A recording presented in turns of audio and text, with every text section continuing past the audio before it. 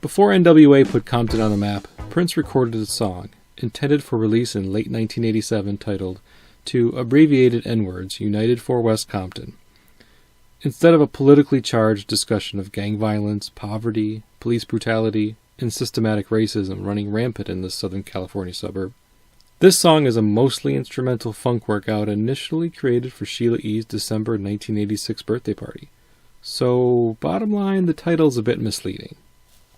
And since it's mostly instrumental, we don't have much in the way of lyrics to talk about, but on this episode I did invite Jerry Bonner back to the show to give me his Black Album story. So welcome back to the show, Jerry. Thank you, Jason, and once again, always a pleasure to be here on the Prince Lyrics podcast. If I could say the word right, that would be good too. Yeah, it's all good. It's not a lyric, so we don't have to worry about it. We can just go off the cuff with these lines. Now, speaking of off the cuff, I got you on a cuff for a couple reasons. One, because this song doesn't have really lyrics to it that we can really speak to. There's some spoken word, like a spoken word intro that's really kind of chaotic, and we'll get to that in a minute. And I felt a little bit off the cuff. I don't really know if it is or if it was pre-written, predetermined by like the folks that were part of that. If Prince kind of gave some guidance to them, not sure. But before we even get into that, though, the other thing, I've been doing with guests of mine for the Black Album episodes, I've been asking my guests to kind of tell their Black Album story with an album with as much lore behind it as the Black Album, and as much mystery, mystique. I mean, it's quote unquote legendary Black Album. So, I mean, there's got to be some legendary stories out there about how people were trying to listen to it in the years after it was shelved until it was finally, officially released in 1994. So, why don't you tell us your Black Album story, Jerry? Yeah, so I guess mine would be, fairly different than a lot of other people's. I mean, I think I was trying to be somewhat industrious, I guess, maybe a little, I don't know, a little, I guess it was just teenage enthusiasm in certain ways. But I mean, I had, there was a lot of build up to the Black Album coming out, and especially in the press, and specifically in Playboy magazine. There's one of the more esteemed rock critics, Robert Christgau, who's a huge Prince advocate, always was, wrote a good deal about the Black Album leading up to it coming out. So, you're waiting for it, and it's like, oh, you're kind of in a fever pitch waiting, and then a week before it's supposed to be released, it's, he pulls the plug on it. Prince pulls the plug on it. So I'm like, I think everybody, any Prince fan at the time who was kind of clued in on that was a bit stunned. It's like, okay, well, what the hell? And so my mind, kind of got to work on it a little bit. And I'm like, well, how, maybe did stores even get it? Or, I mean, I knew they get, sometimes they got stuff. Or, I mean, I worked in retail and stuff like that. So I know sometimes things, they got them early and they would sit in the back or whatever. But there was none of that I at least had heard of. So, really, the only thing that I could think of to do, and he was the only person I knew that actually had the album, was Robert Christgau. And so I'm like, all right, well, I'm going to write this guy a letter. I'm just going to say, hey, I'm a 16, 17-year-old Prince fan. I know you have this album. Obviously, you got like a pre-review, a review copy of it, and had it before a lot of other people did. Obviously, wrote extensively about it in Playboy. And hey, could you hook a brother up? Can I send you a tape and can you record it for me and send it back to me and send it off. Actually sat down at my desk with a pen and paper and wrote all that out, and put it in the mail with a stamp and everything. pretty much a foreign concept nowadays. But yeah, that's the extent I went to. And so I mailed her off with, the best intentions, obviously, all the hopes and dreams in the world. And then, nothing. I don't get anything, back and all. And, who knows if the man even, got the letter. But I sent it and, obviously didn't get anything back. So years go by, and it's like, every once in a while you hear like these, the whispered tales, like you were saying, kind of this legendary thing, and people would talk about it here and there. And as I'm recalling, it was another rock critic again that kind of lit the fire under me again to try to find it now. I think this was. It was right after my son was born, so I want to say it was like 92, 93 ish, and there was a rock critic for the Philadelphia Inquirer named Tom Moon, another guy who would pretty much anything Prince did he loved and gushed about and blah blah blah. And I read his article, typically, pretty faithfully, at least, every Sunday. There was kind of a big art section, and he would have something or other in there. And 9 times out of 10, something would relate to Prince, or he would, pull it into Prince somehow, and yada yada. And so he was talking about the Black Album again, and I'm like, geez, it's like, I got to find this thing. I got to try at least to, that kind of ignited this passion again, in a sense, where it's like, all right, I'm going to find this album. And, I'm not, and I'm still not to this day. And I wasn't before that. I'm not one of these guys who, wanted to collect bootlegs or any of that, or, buy like, some cheap version of a guy who recorded a concert, with a tape recorder, that kind of thing. That never appealed to me in any way, shape, or form. But this kind of, like I said, it became a holy grail in a sense. You can look at it that way, of something that, I wanted or needed to have in my life. And, so yeah, after seeing that, we're talking, before the internet. So I had to look up like some, like, record stores, like in the phone book, kind of like, smaller record stores that may or may not, sell, these kind of things, and, call them up on the phone and say, hey, do you have, Prince's Black Album? And I called a few, and then finally I found one that said that they had it, had a CD version of it. And, yeah, so, it wasn't super far from my house, but it wasn't around the corner either. It was about a 45-minute drive, and, I drive over, we pick it up. I think I paid $40 for it, as I'm recalling. And, yeah, I buy it. My car, unfortunately, at that point a lot of cars still didn't have like a CD player in it. So I had to wait until I got home to actually play the album. And I got to say, and, this is to this day, it's still my take on it, is the Black Album to me is very, very disappointing. It only has 2 songs that I really enjoy, which are Cindy C and Bob George. Everything else to me just sounds a little too long. I think that a lot of it is just, and kind of drawn out. There's got a few of the songs. It's it seems like they could be a minute or 2 shorter, and yeah, just nothing really else resonated with me. And I think the main thing of it was, I guess I had all this anticipation for it. And the way that Robert Christgau wrote about it really had me believing, in a sense, that this was going to be an album of kind of like dirty, kind of sexual songs.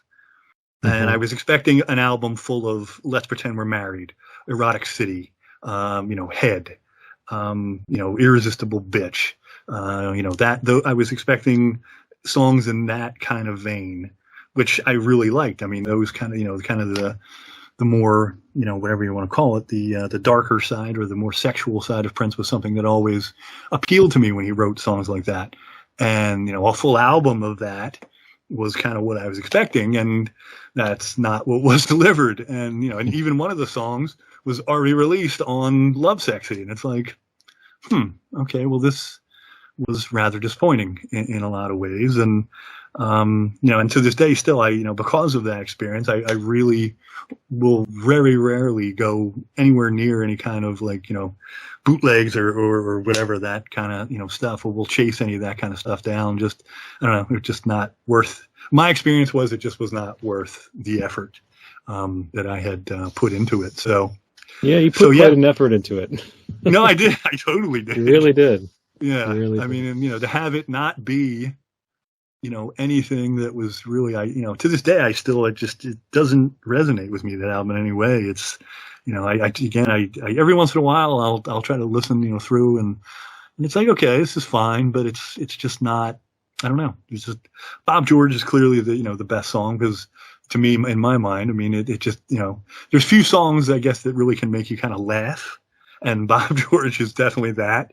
Some of those lines are and the way they're delivered in that, that toned down voice, are just hysterical still, so, that far and away, yeah, is the best song on the album to me. And, so, yeah. So I blame Robert Christgau and Tom Moon and all those people. And if Prince was still alive, I'd blame him too. And yeah, got my hopes up, Prince. What the hell? Come on, man. It sounds like this was a victim of overhype for you, for sure. Yeah, definitely. But again, weird expectations. I was expecting X, and they gave me Y. And it's I guess the best analogy would be if you go to the refrigerator and you expect to drink lemonade, and then you drink milk. It's either like in a container you can't see. It's kind of like that. I was expecting lemonade, and I got milk. So yeah. Okay. Well, I mean, I can understand that take. I mean, you're not alone in the take of overhype kind of killing the enthusiasm for finally hearing these songs, especially those who put a lot of money or effort. I mean, you said you spent about $40 in the early 90s. That's like 93.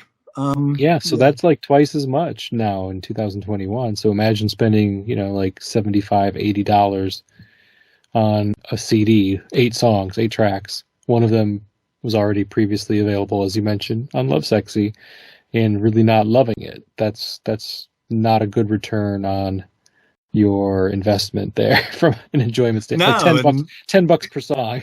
Yeah, I mean, it's as I said, and I'm pretty. I mean, I think that was probably the most I ever spent on an album or anything like that up until that point. That I think $40 at that point. Probably I would be hard pressed to think I would have spent that on anything else, music related, beyond like tickets or something like that, like concert tickets. But yeah, you did it because it was being spoken about as this amazing piece of work, that this amazing gem, hidden gem, or lost gem, I should say.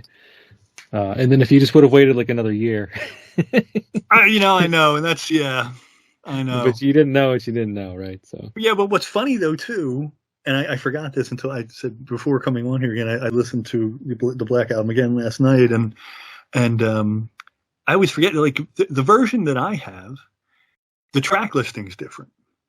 Oh, okay. Yeah, they might. I don't know if that was the original track listing that I have, like that was what it was supposed to be, or they changed it, when they finally did release it, whatever, a year or two later, because, what I have is different, not completely different. It's just, there's a switch. I mean, I know Bob George is the last song on the second side, and on, I guess, the released version, it's the first song on the second side. That one, correct. Definitely, but yeah, on the version that I have, Bob George is the very last song. Interesting. On it. So, okay. Thank you for sharing that story. It's I'm sorry that this album doesn't, speak to you. I mean, granted, not every Prince album is going to speak to every single fan, so this is not a unique situation we're in. But with that said, the song that I'm going to be covering here quickly isn't instrumental for the most part, but what happens at the very beginning of the track is we have kind of a segue between Super Funky Califragisexy. So on the official release version from '94, and maybe not the version you had, but on the official release version, that track precedes this one, and then the follow-up is Rock Hard in a Funky Place.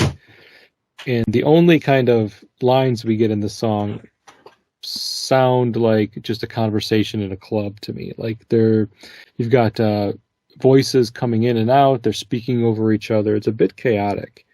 We've got Cat Glover, who leads it off with the line "Serve it up, Frankie," which is a callback to a line that she had said in Le Grind. And as we mentioned in that episode, that's a reference to Frankie, the DJ Frankie Knuckles from Chicago. So we've got that line again. So there's a couple things, there's a couple words, phrases, lines in the beginning here that we've heard before in previous songs. So "Serve Up Frankie's" a repeat from Le Grind.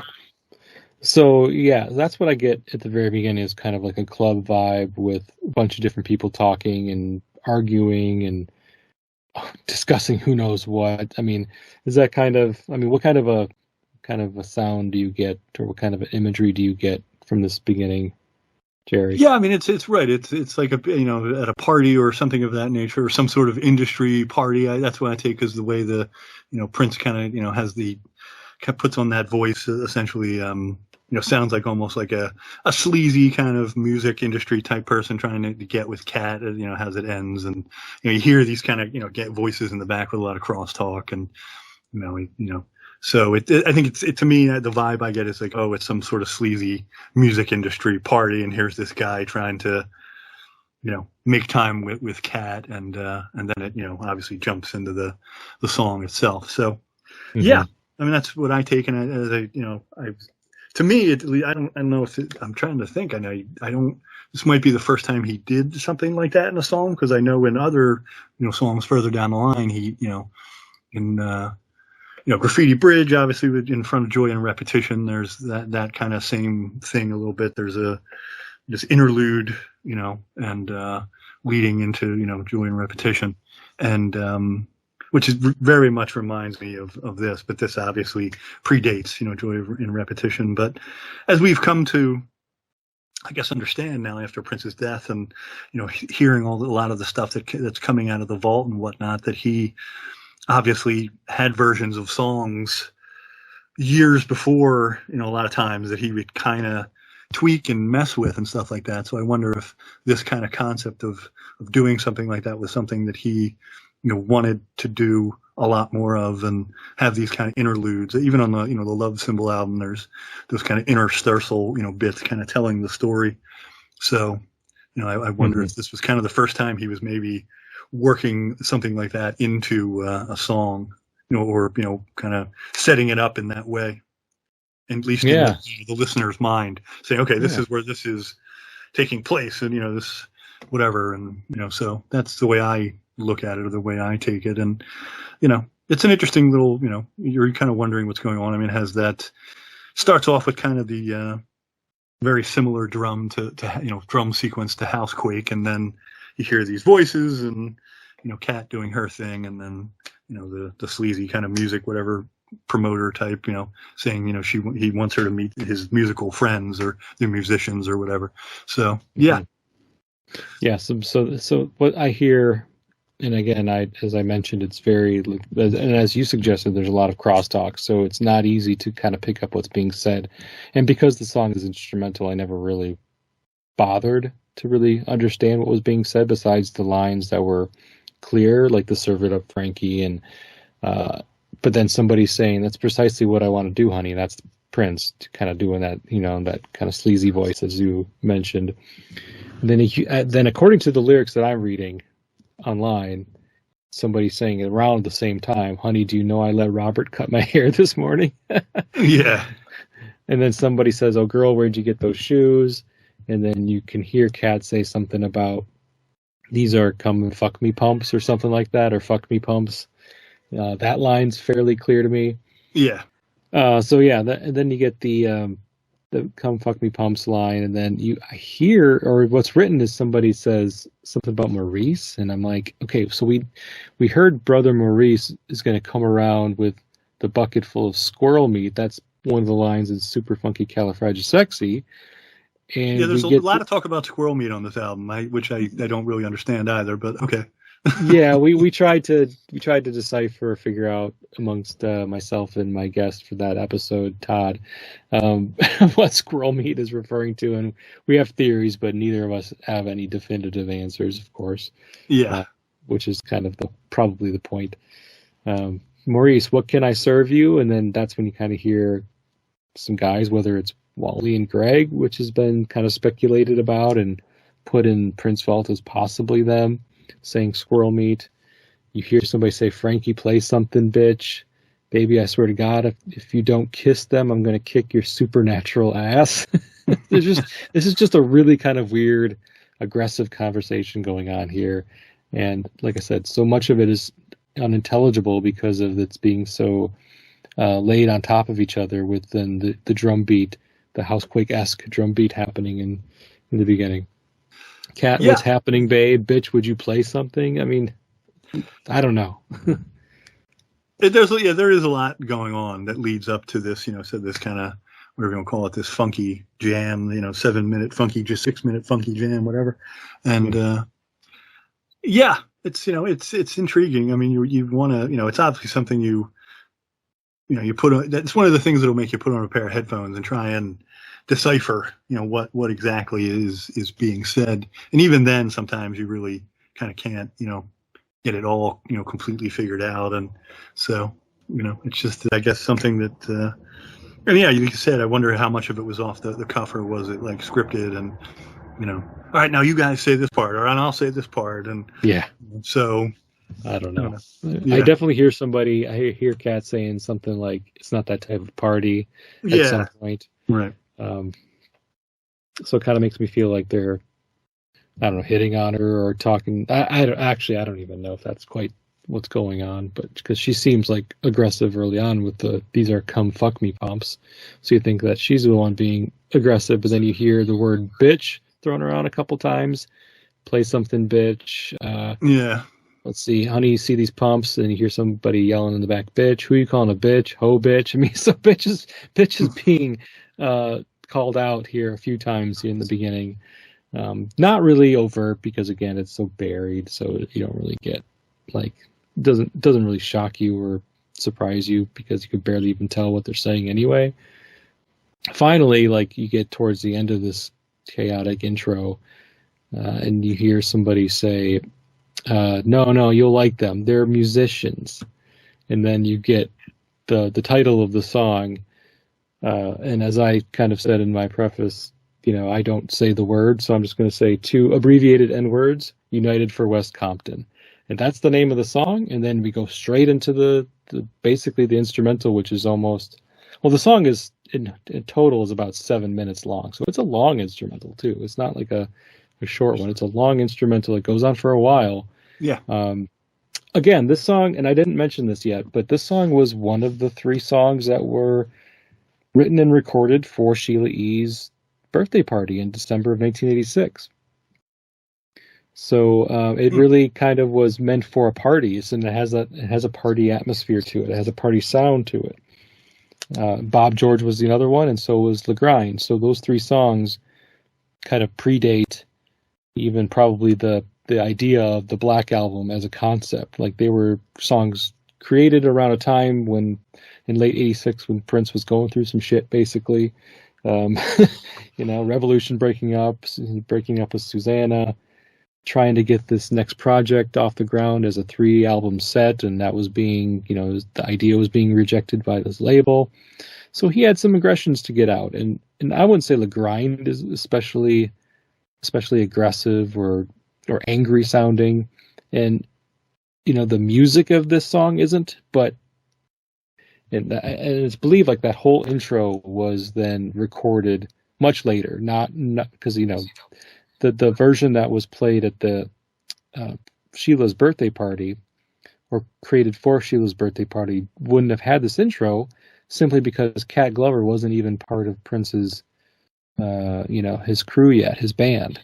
So yeah, she was probably still on Star Search at that point. Yeah, so I mean, but by even if like. Because that's where she came from. A lot of people forget that, but yeah, that's where she started. So right, that's where Prince kind of found her. So yeah, exactly. So there's no way that she could have been there in December of 1986. She wasn't there December of 1986 to record this intro because she wasn't affiliated with Prince yet. So it's widely believed that this whole intro was added much later, once the Black Album kind of became like this concept that Prince was toying with and getting ready to kind of put out there. So there's that aspect of it in the title, was, I guess, given to the song by Sheila E. That's the story, and that was documented in Dwayne Tudall's most recent book about the Parade and Sign of the Times studio sessions from 85, 86, is that this was just an instrumental jam with no name. Prince allegedly, as told by Sheila, asked her, or said, "Hey, I don't have a name for this song." And I guess they were probably talking because it was for her party, and she came up with this name. Had you heard that story before? I had not. And I don't know, it seems, I mean, I assume it's true. I mean, but Sheila doesn't seem like the type that would come up with a name like that, I suppose. But I guess, I mean, it's odd that it came from her. But yeah, I guess. I thought it was a little odd. If that's been reported, then I guess so. But yeah, I wasn't there, so that's what she says. So we're gonna go with it, I guess. Yeah. If we run with that belief that Sheila came up with the name of the song, because I always wondered, like, the name of the song kind of implies to me like there's United for West Compton. So this predates like NWA Straight Outta Compton, and I think it predates for the most part like the plight of inner city Los Angeles, South Central Los Angeles, really kind of becoming a major news story around the world. It predates the movie Colors, predates NWA. Yeah, I was just going to bring up Colors, actually, because I think that was 87, I want to say, but the movie? Yeah, 87 or 88. It was like 87 or 88. And so the song... without looking it up off the top of my head, I want to say 87, but that was kind of one of the first ones, and then, I think Ice-T had a song on that, that kind of started that kind of like, that things are so, but, you get this picture of how shitty things in the gang scene are in South Central LA. So yeah, right. So maybe it wasn't a national news yet, or at least it hadn't reached news saturation where a white kid from Wisconsin, myself, would know anything about Compton. But Sheila, being from California, of course, she's not from Southern California, but she's from California. She might have been, and the song was recorded at Sunset Sound Studios, which is in Hollywood, Los Angeles area. That helps me understand a little bit better where the name comes from. The name coming from Prince just seemed really odd to me, being, a guy from Minnesota. What's his connection to Compton, California? What would be his connection to Compton? And it just, being in Los Angeles for working on projects at Sunset Sound, sure, he could have been watching the news and heard about gang violence or just, police brutality and just the overall dire situation happening in Southern California and South Central LA, and could have named it, sure, I guess, but it also makes sense to me that this name was created by Sheila just on a whim. She claims, like, she didn't really put much thought into it. She just thought it was funny. So there you have it. I mean, in my mind, I had taken, until like really discussing it or now talking, about it with you. I mean, up until that, her saying that, or me knowing that, I assumed that it was tied into the whole rap thing as well, because obviously Prince, on Dead On It, obviously, expresses his disdain or how should we say it? I guess dislike of rap and kind of you want to call it the, his version of a diss track before that was a thing even. So I thought maybe it had something to do with that, obviously because of all the all the music that had come out of there, or but maybe not so much at that point yet. But in my mind, that's kind of where not really getting the album or hearing these songs until the early 90s, when all that music, all that rap and all those bands or groups came out of that area. To me, that's where I tied that together. I just assumed that it was more about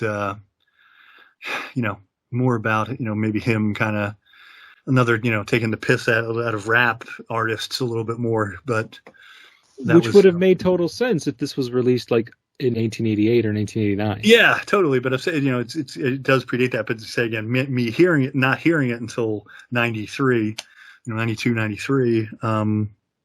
that I immediately made that connection, and thinking, okay, well, Prince really doesn't like rap here at this point, so I guess he's screwing around with them still with that title. But that obviously isn't the case if Sheila's just saying she just made it up off the top of her head for whatever reason. So but that's what I took from it. Yeah, I think you and a lot of other people, myself included at first, until I started doing the math. It started like, wait a second, Straight Outta Compton didn't come out until the summer of 1988. I was alive. I didn't live there, but I lived through it in my own way. And so I know exactly when the shit was released, and these are facts. Like, you could look on the internet and find out when something was released, look back at when this song was recorded, and you can't tell me that Prince was influenced by NWA's Straight Outta Compton when this was named. That's absolutely not true. So yeah, totally. These are facts. Yeah, I totally understand that, and but we know in today's day and age, Jason. I mean, come on, people, there's alternative facts and fake news, and everyone lots of fake news. Whatever's in their own head, they're going to believe. It's sad, but even if you put it right in front of their face, a lot of times people are going to be like, no, it's not right. That's wrong. What I'm going to tell you is right. And all right, well, whatever. Yeah. Well, maybe Prince got an early copy of the album, and he was he met super Easy. excited. He met Easy somewhere, and they talked about it, and that's what happened. All right, sure well, there probably isn't a whole lot more to talk about with this song in particular. It's, like I said, it's an instrumental. We've already probably talked more about an instrumental than most instrumentals get talked about on this podcast. So for a podcast that ostensibly is supposed to be talking about lyrics, we're talking quite a bit about an instrumental. The title of the song's fascinating to me, and so is I wouldn't say I'm fascinated by the intro because it just seems like really kind of random stuff, but there's some kind of interesting lines that are said here, and the whole genesis behind it, like what prompted it, why even include it. I think it was just included, just the intro, that is, just to make a nice segue between the two songs. That's really all I can think of. Otherwise it doesn't serve the song any purpose, and also gives the them a chance to say the name of the song, because so many instrumentals, like a song like Venus de Milo, nobody says anywhere in the song, and now I present Venus de Milo, and right. Instrumental. Like, that's just not something you normally do with instrumental songs. But Prince must have enjoyed the name that Sheila gave the song. Like, it's kind of a fun name. But how am I gonna kind of hammer that home as the name of the song, unless I have somebody yell it at the beginning, basically bookend the song with somebody yelling the title, right? Two N-words united for West Compton at the very beginning and at the very end, and that's how we know that this is the name of the song, or that the song is even called that, other than just the track, or seeing it on the liner notes or the the track listing. So yep. All right, well, Jerry, where can people find you and what you're up to and on social media? Yeah, see, most of my stuff, I filter through my my Twitter account, at jbonner71. So if you want to check me out there for whatever random musings and talk about Prince and other fun things, and look me up there, and let's talk. Cool. All right. Well, thanks for talking to me today about this. Enjoyed your story, as tragic as it maybe kind of was in some ways. But still, well, it's I learned a lesson. I mean, that's the way things go, right? It's, don't ever get so, hyped up for something that, maybe isn't going to be, the great, what you think it is, or as great as you think it is. And, and definitely don't listen to rock critics, because they don't know jack shit. Yeah, hype is the enemy of expectations. Exactly. For sure. Don't believe the hype. Don't believe the hype. Exactly. All right. Well, thanks again. And, this has been the Press Rewind Prince Lyrics podcast. I've been your host, Jason Brenninger. You can find the show at Press Rewind Pod on Instagram, Facebook, and Twitter. You can also find the show on YouTube. Check it out. And until next time, thank you and goodbye.